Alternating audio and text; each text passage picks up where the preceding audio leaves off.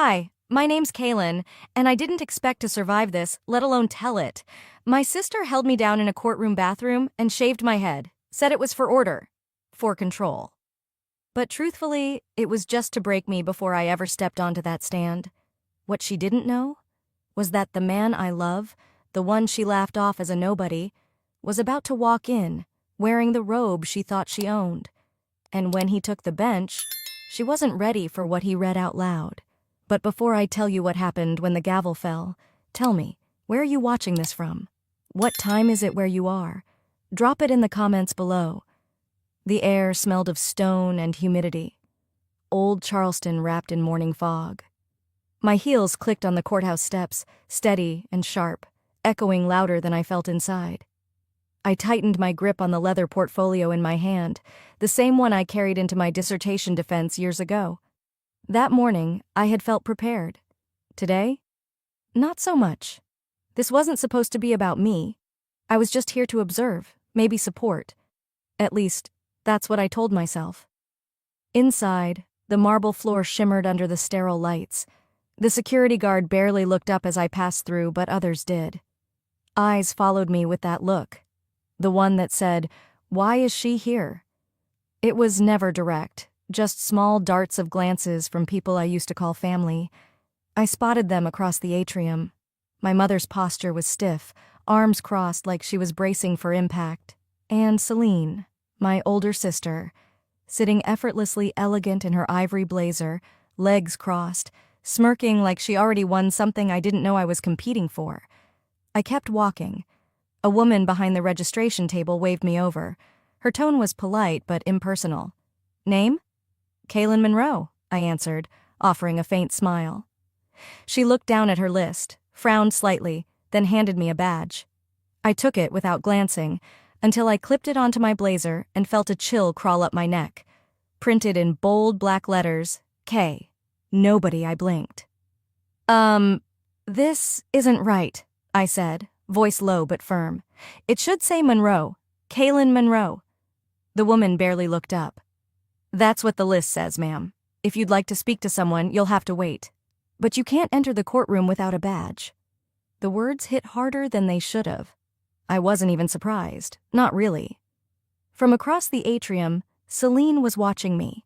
She raised her phone slowly, deliberately, and I saw the soft click of a snapshot as her screen reflected my badge. She tilted her head and grinned, like a child who had pulled a prank and couldn't wait for the punchline. I didn't flinch. I just nodded and turned away. If this was a game, I wasn't going to give her the reaction she wanted. I adjusted the badge, smoothing it down against my chest like I wore it proudly. But my hand stayed there too long, pressed hard. I could feel the edges biting into my palm. It was like someone had scrawled the truth of how they saw me. Like I didn't matter, didn't belong. Maybe they believed it. Maybe they wanted me to believe it too. The hallway to the courtroom was quiet. Too quiet. Each step I took felt heavier, like my shoes were sinking into the floor. My mother turned away when I passed, just slightly, but enough. This wasn't just about a court case. This was a message. The badge was a statement, and Celine had delivered it with flair. I found my seat on the far side, nowhere near the family rows. As I sat, I glanced down again.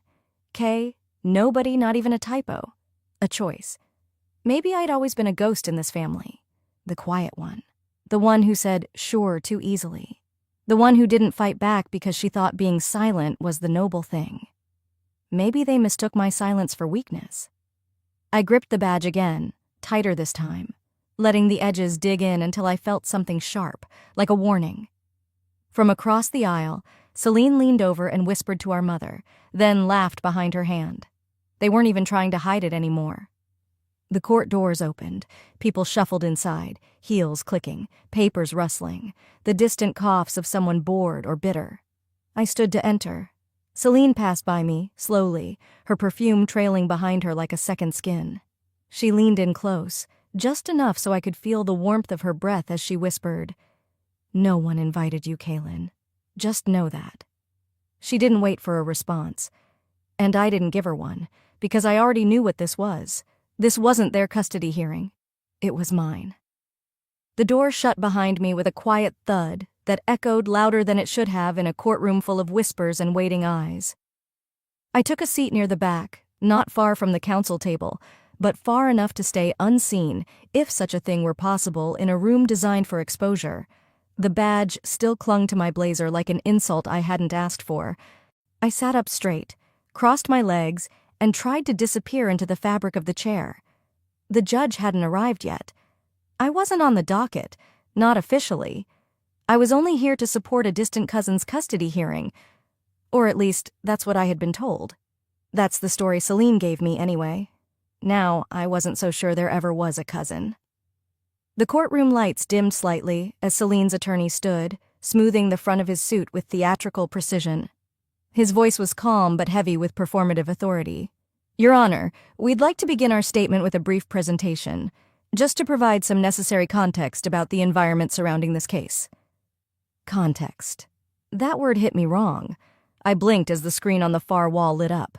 A projector buzzed softly. A PowerPoint interface blinked to life, and there it was, my face, huge, blown up tenfold, my shoulders hunched, my expression mid-blink caught off guard, and below my face the badge, clear as daylight. K. Nobody. Gasps fluttered across the room like a wave breaking on a shore. A few people shifted in their seats. One juror raised their eyebrows, another whispered to someone next to them. Celine's attorney gestured with one hand, smooth as a salesman. This image was taken just this morning. We thought it was important to show how certain individuals have inserted themselves into this proceeding, uninvited, unscheduled, and potentially unstable.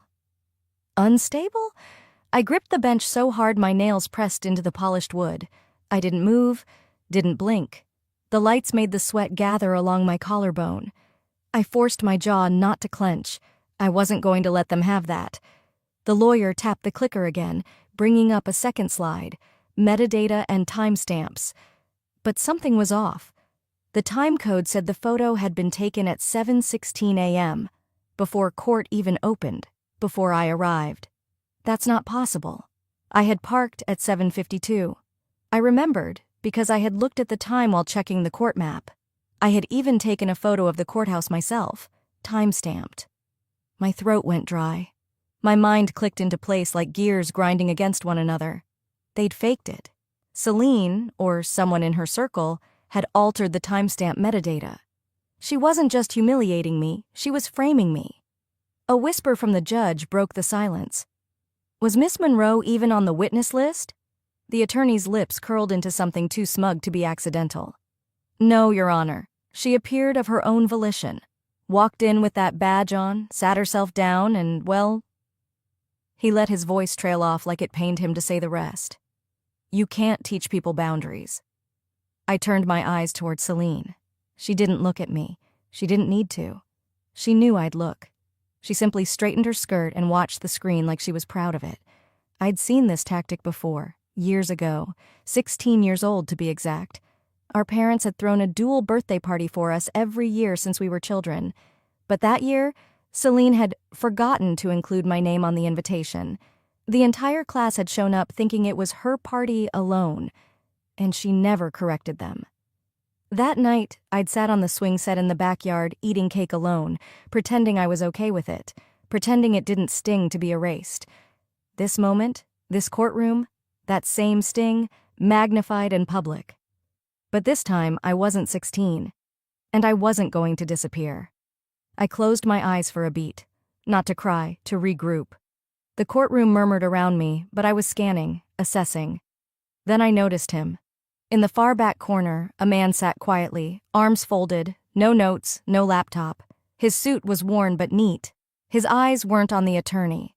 They were on Celine, not blinking, not smiling, watching her like someone who had seen a mask fall before. He didn't look like press. He didn't whisper to anyone. He just observed. And something about the way he leaned in when Celine spoke. It was like he was waiting. Not for the story, but for the moment she'd slip. He didn't take notes. He just watched Celine, like he already knew what she was.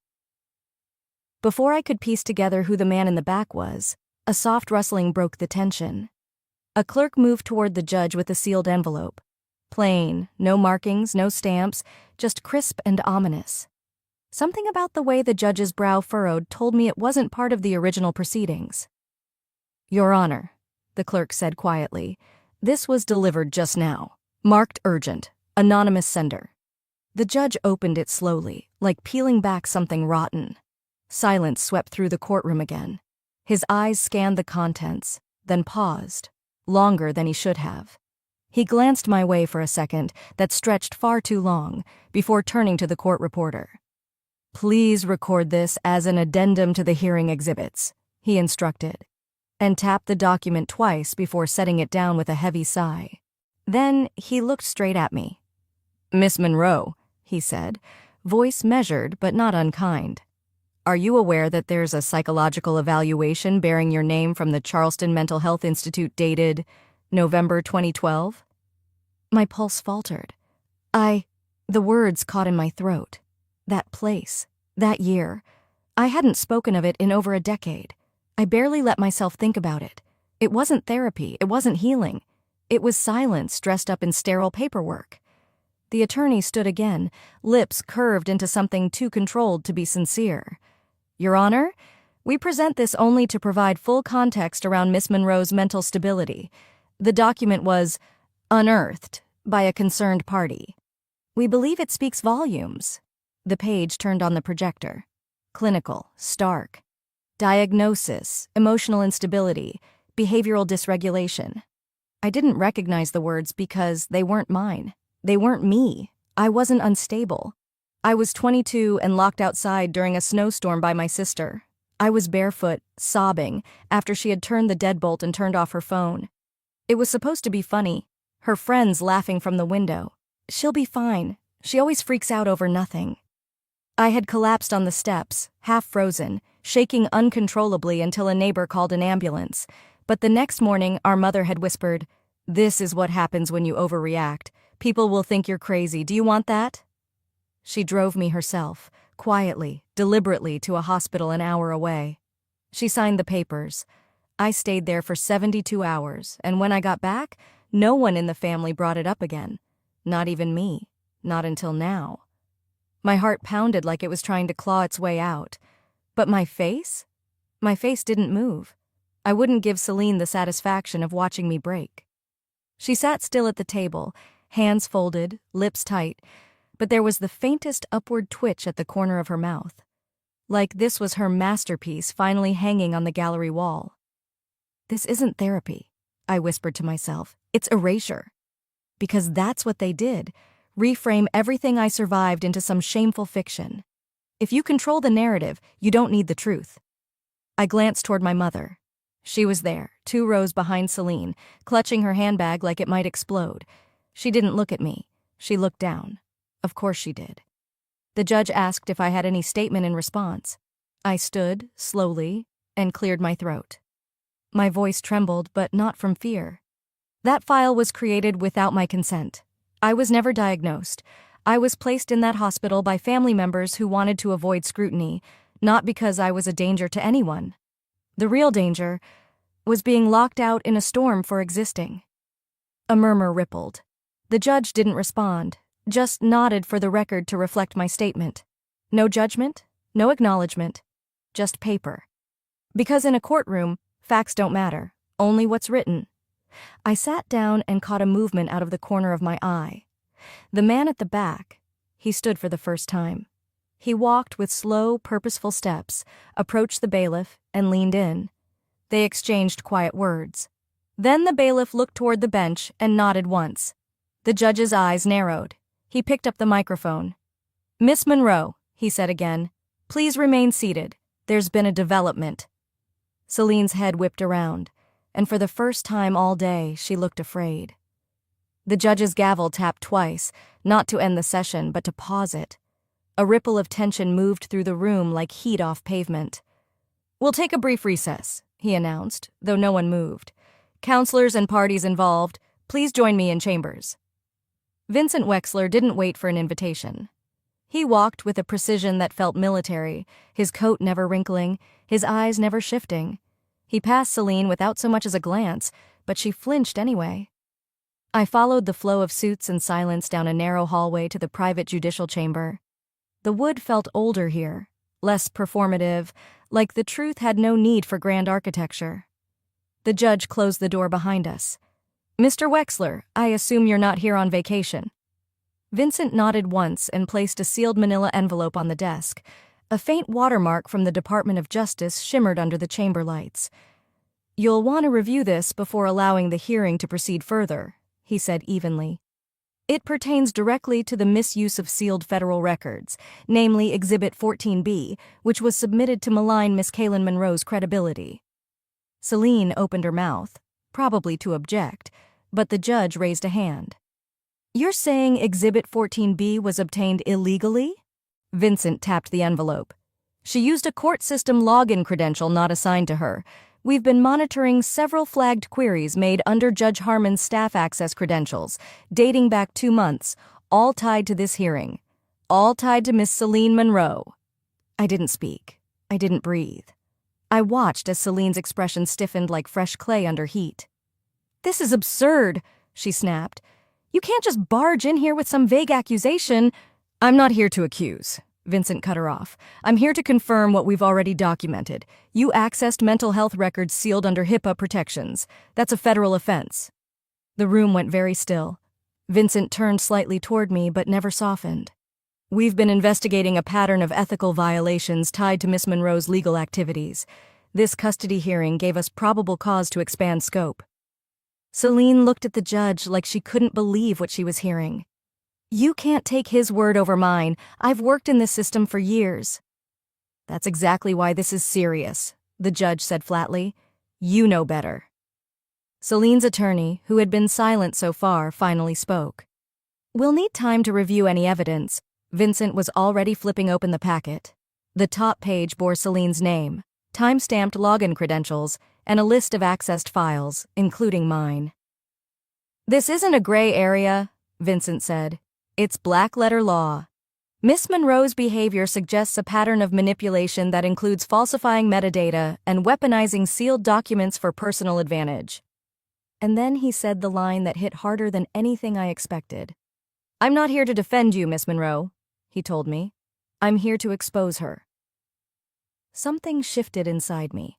Not relief, not triumph, just clarity.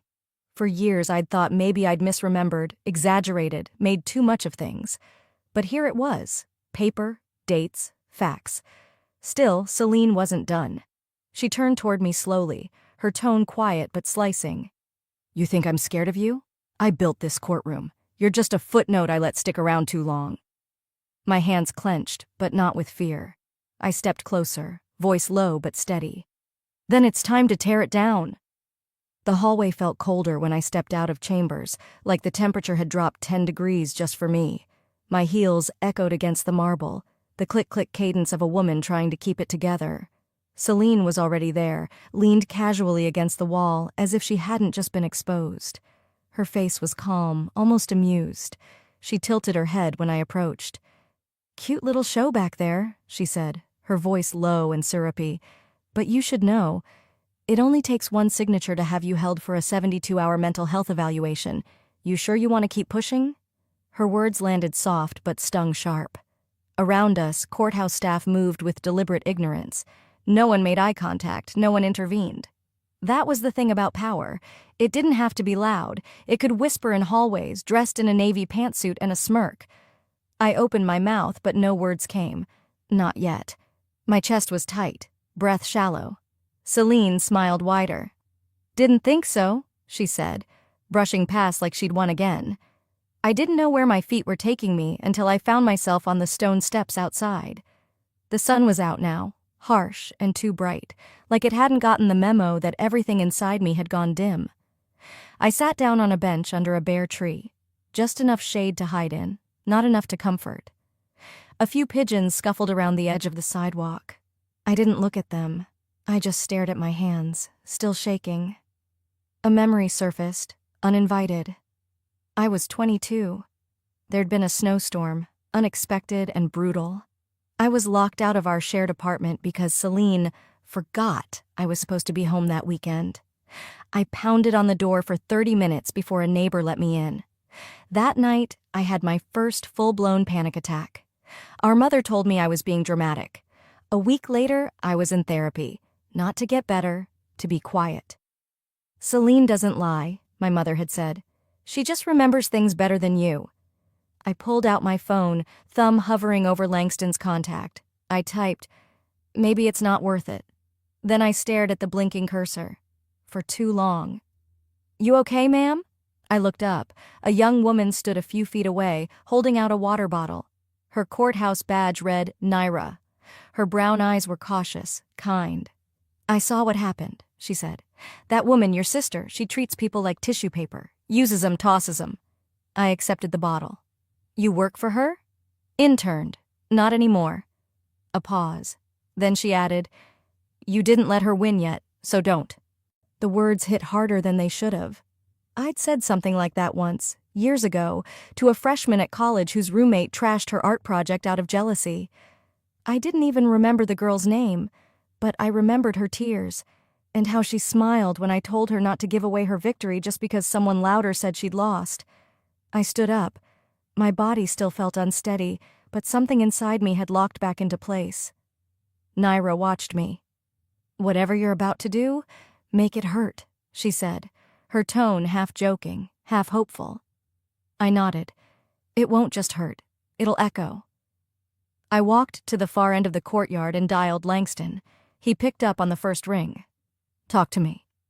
"I'm ready to file the motion," I said. "Use the full clause. Whistleblower status. No redactions." There was a pause. Then the familiar grit of his voice returned. "It's about time, Monroe," he said, and the phone went silent. By the time I stepped back into the courtroom, the air had shifted. The chatter was gone. The judge's assistant stood by the double doors, instructing reporters and visitors to leave. Closed session. Only legal counsel, essential staff, and involved parties would remain. Langston gave me a subtle nod as I took my seat.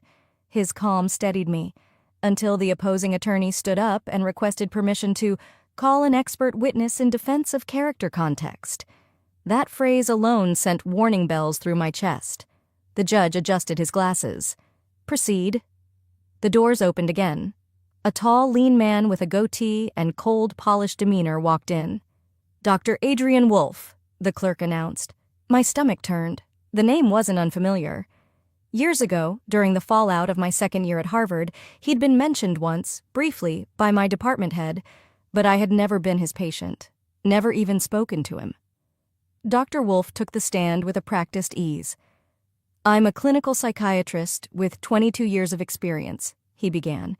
"During the Harvard International Fellowship cycle, I was consulted regarding a fellow named Cailin Monroe.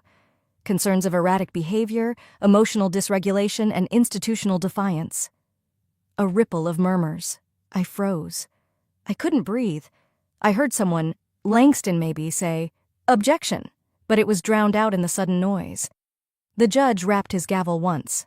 "Let him finish. Then you may rebut." Celine sat in the front row, hands folded neatly in her lap, gaze locked on me like she was watching a performance she'd already seen the ending to.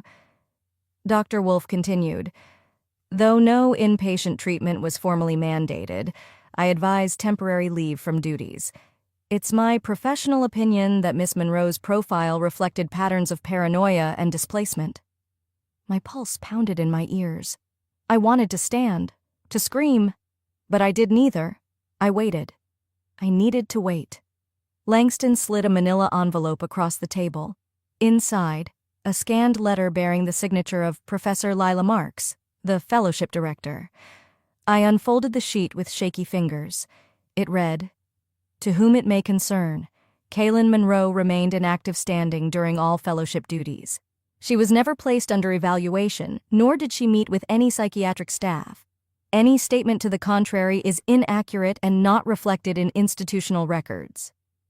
The judge asked if I had anything to submit. I stood. "Your Honor, I respectfully request permission to present sealed records from my academic file, including internal grievances and personal statements, on the record, and I'd like to be the one who reads them."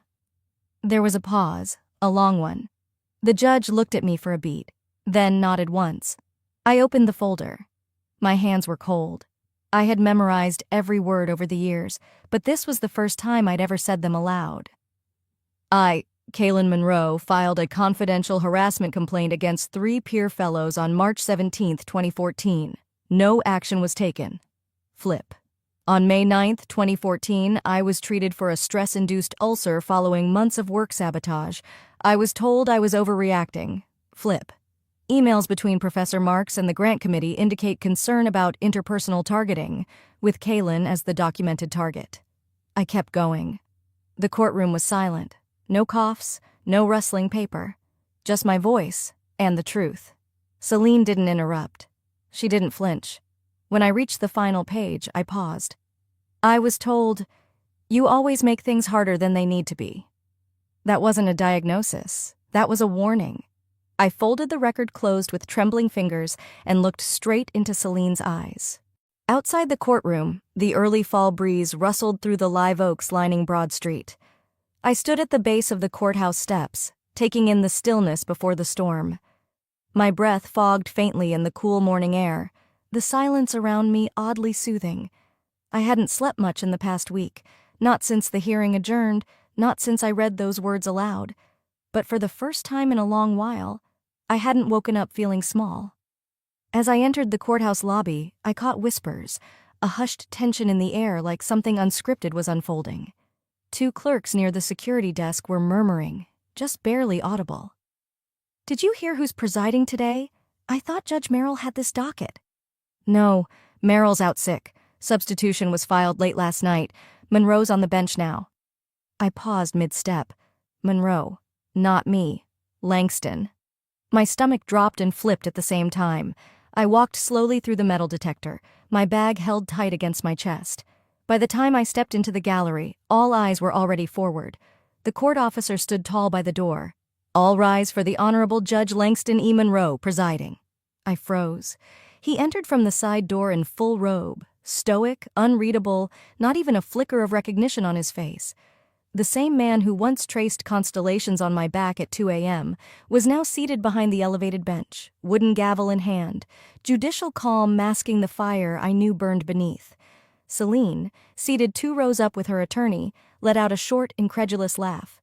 "You have got to be kidding me." Her lawyer tugged at her sleeve. "Quiet." She ignored him. "This is a joke, right? Her fiancé gets to decide the case now? What's next? Jury made up of bridesmaids?" Langston lifted his head slightly. "Miss Monroe, please be advised.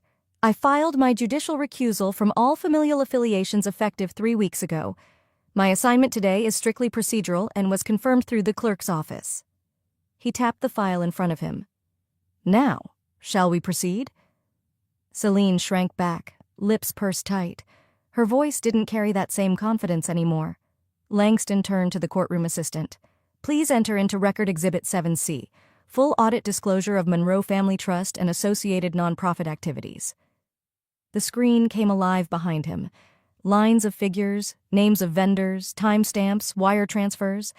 I'd seen the paperwork, yes, but hearing it read aloud by someone with the power to act on it made my skin tingle. Langston's voice was even, but every word was a scalpel. According to this report, $480,000 was funneled from the Monroe Women's Education Fund through shell vendors. Shellhart Consulting, Red Tree Digital, and Astor Foundation, all traced back to Miss Celine Monroe's personal accounts. Celine opened her mouth to speak, but no sound came. Her lawyer pressed a hand to his brow. Langston continued, tone firm.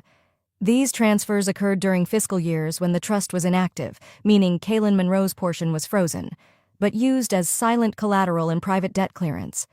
I sat still. I didn't interrupt. I didn't smile. I didn't need to. This was not vengeance. This was verification. Langston looked down at the bench, then back to the parties. "The court finds substantial cause to pursue a civil breach inquiry under Fiduciary Violation Code 38.4b. Effective immediately. This matter is referred to the Department of Justice for investigation." Celine flinched. I watched her eyes dart left, then right, searching for an exit that wasn't there. Langston didn't look at me once, not even after the ruling. He stood, nodded toward the clerk, and exited the bench as cleanly as he had entered. Only then did I stand too, but not to follow him. I turned toward the back of the courtroom and caught my reflection in the tall glass panel near the door. Same dark suit, same posture. But something was different. My face didn't look small anymore. I didn't look like someone waiting to be picked or protected or proven. I looked like someone who finally belonged, and not because I fought louder. I didn't win because I yelled. I won because I waited, I proved, and I refused to disappear. The courtroom was beginning to empty. Shoes clicked against the old marble floors, papers shuffled into briefcases, and distant chatter hummed like an engine winding down. I had just reached the tall oak doors, fingers grazing the cold brass handle, when I heard it. "Your Honor, we request an emergency injunction." The words sliced through the room like glass on stone. I turned. Celine's attorney was on his feet, waving a legal motion in the air like a flag of desperation. "This entire session is compromised, conflict of interest. The presiding judge is the romantic partner of the petitioner. We believe bias has tainted every ruling." Celine's eyes were wide, not frightened, but electric. She was smiling again, the same smile she wore when she cornered me in the hallway last week, the same one she wore the day she forged my name on that grant. Langston had already stepped down, protocol observed, but he turned back slightly, his mouth set in a line. The bailiff retrieved the motion and passed it to the clerk. Within moments, it landed in the hands of Judge Margaret Evelyn Rhodes, retired but pulled in for emergency review. "Judge Rhodes has taken emergency oversight," the clerk announced. "Please remain seated." I did not speak, not yet. Celine, now almost giddy, leaned into her attorney's shoulder and whispered something. His chest puffed. He must have thought they'd backed me into a corner. I reached into my bag, the same leather portfolio I'd carried since the first hearing, the same one my father gave me when I graduated. I hadn't opened it publicly. Until now. I walked back toward the bench, heels deliberate, pulse steady. I handed the sealed envelope to the clerk, who passed it along. "Your Honor," I said calmly, "that document contains an affidavit notarized 2 months before my father passed away. I ask that it be entered into the sealed record." Judge Rhodes adjusted her glasses. "Do you understand what this means, Miss Monroe? Once I open this, we proceed under sworn admission. There's no taking it back." "I understand," I said. And I did. The judge broke the wax seal.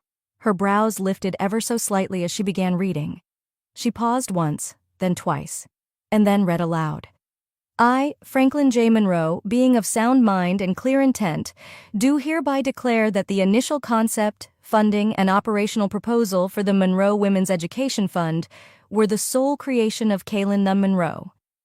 I insisted her sister Celine be presented as the face of the foundation, only to protect the family's image and to secure traditional donor confidence. I deeply regret this decision." The courtroom didn't erupt. It imploded, silently. The words continued, signed, dated, witnessed, notarized. I took from Kaylin what she built. I let Celine pretend. I told myself it was for the greater good, but I know now it was cowardice. Celine shot up. "This is fake! He would have never—" Judge Rhodes held up a palm. "Sit down, Miss Monroe." Celine's mouth opened, then closed. Her voice, for the first time, had nowhere to go. Judge Rhodes continued. "The motion to suspend proceedings on the basis of conflict is denied. The document provided is valid.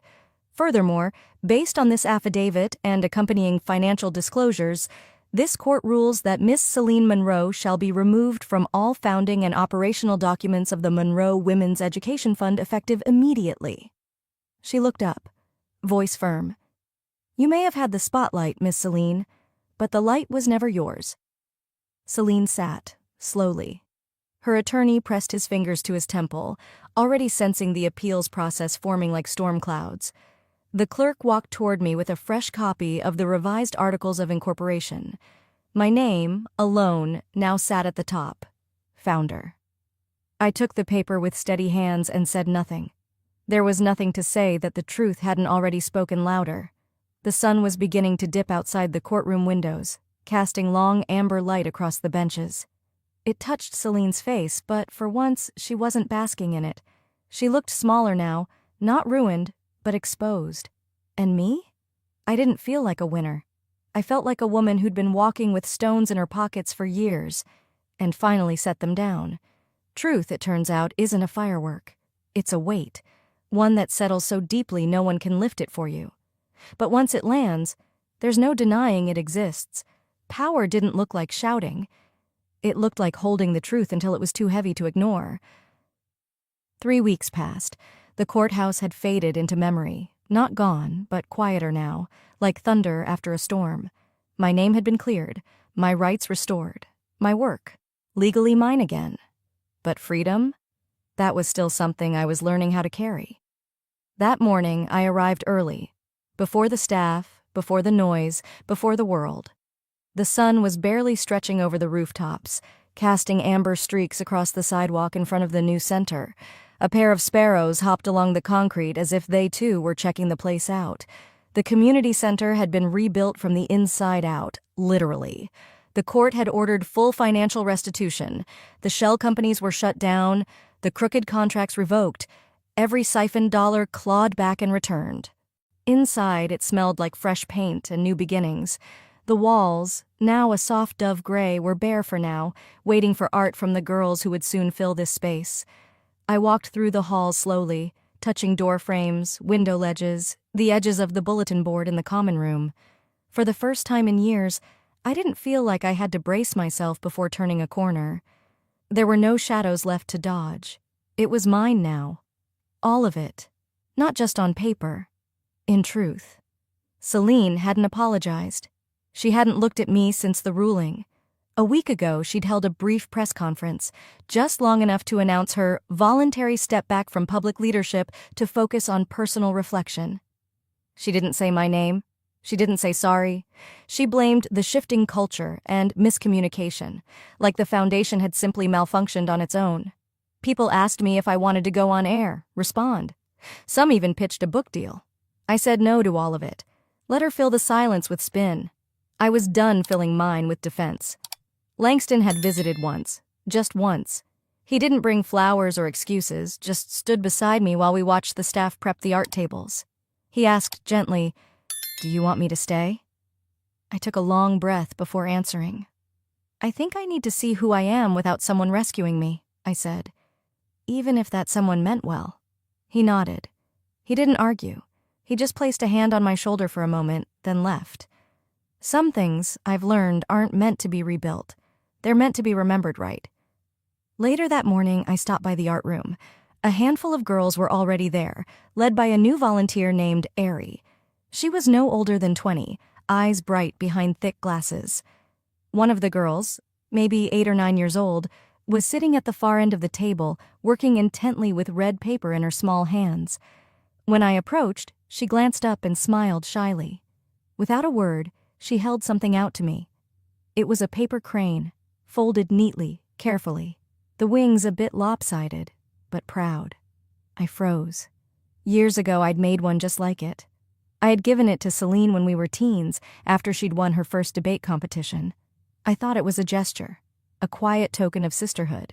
She'd laughed, crumpled it, said I was always doing weird little things that no one asked for. Now, here was a child offering me the same shape.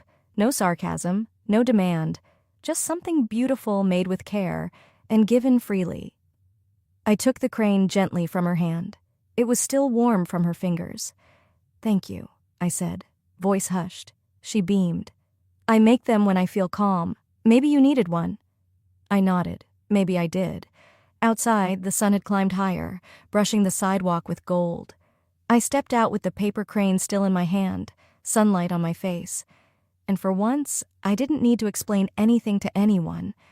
Not to Celine, not to Langston, not to the media or the past or the pages of sealed affidavits, because sometimes healing doesn't roar. Sometimes it folds itself into a small red crane and says, "You're allowed to begin again." The crane was still warm from the girl's hand. I tucked it close and walked into the sun.